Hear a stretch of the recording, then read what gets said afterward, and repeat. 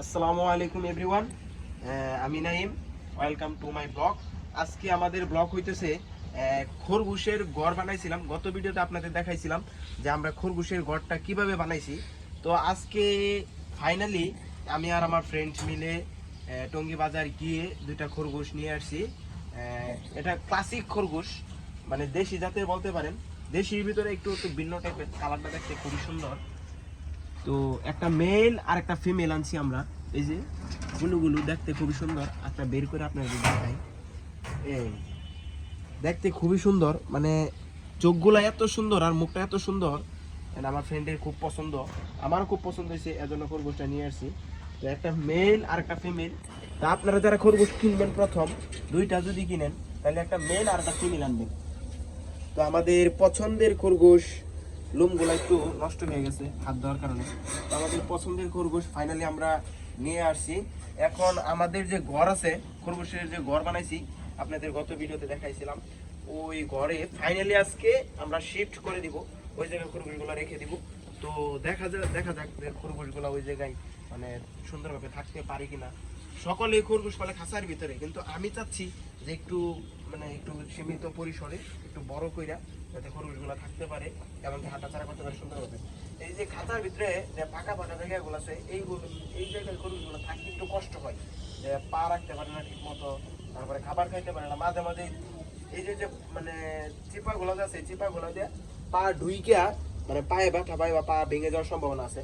তো আমরা যেভাবে ঘরটা বানাইছিলাম গত ভিডিওতে আপনাদের দেখাইছি, ওই ঘরটা খুবই সুন্দর হয়েছে। তো অনেকে বলছিলেন যে ঘরের যে উপর দিয়ে খরগোশ বের হওয়ার সম্ভাবনা আছে। তো আমরা উপর দিয়ে দরজা রাখছি, কারণ কি এই জায়গায় আমরা তুষক রাখবো, এই জায়গায় আমরা বসবো। ফ্রেন্ড সাইকেল মিলে মানে ফ্রেন্ড সাইকেল না, মানে আমি আর আমার ফ্রেন্ড মিলে এই জায়গায় মাঝে মাঝে বসি, মন খারাপ থাকলে এই জায়গায় বসলে খুবই ভালো লাগে। তো খরগোশের ঘরটা এইভাবে করছি, তো আপনাদের দেখাই। ভিতরে একটা পাটের বস্তা দিছি যেন আপাতত, কারণ বাচ্চা যেহেতু ছোট বাচ্চা, মানে 1.5 মাস 2 মাস বয়স, তো একটা বস্তা রাখছি যেন এই জায়গায় তারা থাইকে একটু মজা পায়। আর এক কোনায় কিছু মানে খড়কোটা বা খের বলতে পারেন, গ্রামের ভাষায় খের বলা হয়। তো কিছু খের রাখছি যেন মানে শীত লাগলে যেন এই খেরের ভিতরে তারা গিয়ে বসতে পারে। আর এগুলা গাছ যে আনছিলাম এটা তো দেখছিলেনই। ও, গাছের ভিতরে কিছু ঘাস হয়েছে, ঘাসগুলো খরগোশে খাইতে দিই, দেখি কিরকম খাই। আমাদের নতুন অতিথিকে খেতে দিই, দেখি খাই কিনা, মনে হয় খাবে। ও, দেখতেই খুবই ভালো লাগে যে শখের জিনিসগুলাই যে ঘাসগুলা খাইতেছে খরগোশ। তো খরগোশগুলা পুরা সুস্থ। সুস্থ খরগোশ কিভাবে চিনবেন আপনারা, আর খরগোশ কোন কিনা নিয়ম কি কেমনে কি, এটা আপনাদেরকে সামনের ভিডিওতে ইনশাল্লাহ দেখাবো। পুরা ভিডিওতে আপনাদের দেখাবো যে সুস্থ খরগোশ আপনারা কিভাবে কিনবেন। আর খরগোশ মানে সুস্থ খরগোশ আসলে সব জায়গায় পাওয়া যায় না, দোকানদাররা সেল করার আশায় তারা নষ্ট খরগোশ বা অসুস্থ খরগোশ মানুষকে দিয়ে দেয়। তো সামনের ভিডিওতে আপনারা আমার সাথেই থাকবেন। আমি খরগোশ কিভাবে কিনতে হয়, সুস্থ খরগোশ বা কান কিভাবে দেখে কিনবেন, পুরা সুস্থ যে এটা কিভাবে দেখে কিনবেন, এটা আপনাদেরকে সামনের ভিডিওতে দেখাবো। তো এখন আমরা ফাইনালি শিফট করে দিচ্ছি আমাদের খরগোশের ঘরে। দেখি খরগোশগুলা সার্ভাইভ করতে পারি কিনা।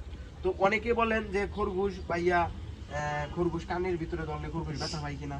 আসলে খরগোশ কানের ভিতরে ধরলে খরগোশ কোনো ব্যথা পায় না। তাদের কান লম্বা লম্বা, কানের ভিতরে ধরলে তারা খুশি হয়, অনেকের কাছে শুনছি। তো কানের ভিতরে এইভাবে ধরে মানে শরীরে ধরলে তারা দেখা গেছে লোমটু মুইটা পরে বা ব্যথা পায়। কানের ভিতরে ধরে এইভাবে ঘরের ভিতরে আমরা ঢুকিয়ে দিব। এখন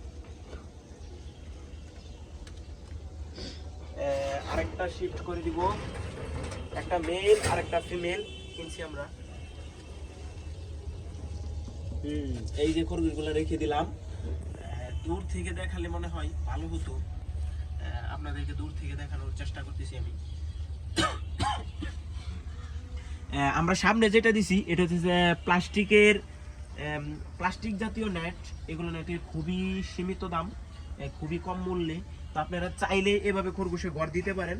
পাশাপাশি বাড়িতে যদি নষ্ট কোনো দরজা থাকে, যে আমাদের এই দরজাটা নষ্ট, এটা আমরা কোনো কাজে লাগাতে পারবো না, বাঙালির কাছে বিক্রি করে দেওয়ার চাইতে আমরা এই জায়গায় একটা কাজে লাগিয়ে দিলাম, এই জায়গায় বসতেও পারবো, পাশাপাশি খরগোশগুলোও থাকলো। তো আজকের মতো ভিডিও এই পর্যন্তই। আশা করি আপনারা সবাই আমার পাশে থাকবেন। লাস্টের দিক দিয়ে আমার এই গাছগুলা আপনাদেরকে দেখাই। গাছগুলা খুবই সতেজ এবং সুন্দর হইতেছে। তো সবাইকে ধন্যবাদ পুরো ভিডিও দেখার জন্য। আসসালামু আলাইকুম।